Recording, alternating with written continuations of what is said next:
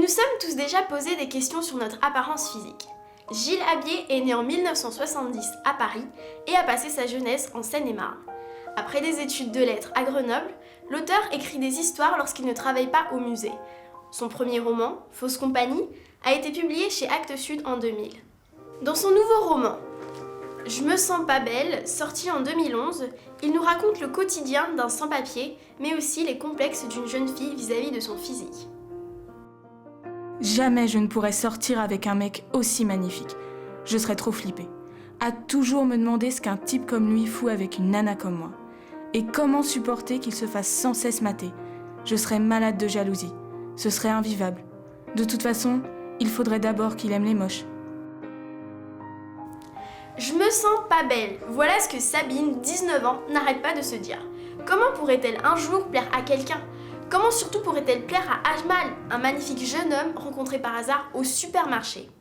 En guerre contre l'image que reflète son miroir, elle reste sur ses gardes. Elle n'ose accepter la naissance d'un amour réciproque entre elle et lui. Un amour loin des clichés habituels.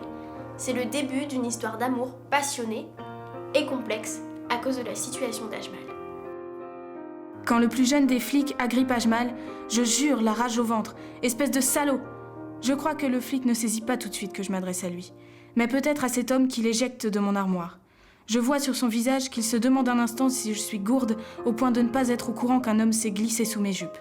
Un homme qui secoue la tête tandis qu'on exige de voir ses papiers. Je suis hors de moi. Ajmal est un Afghan sans papier.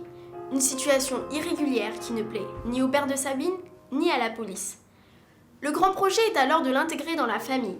Compliqué, mais lorsqu'on est bien entouré et que la famille se montre présente, tout est possible.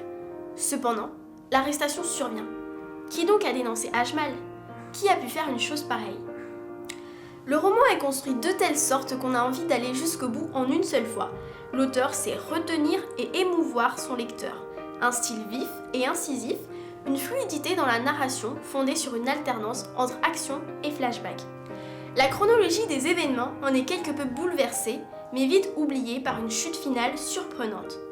Gilles Habier parle avec conviction des travers de l'être humain et des décisions qu'il prend trop vite parce que son amour-propre est atteint.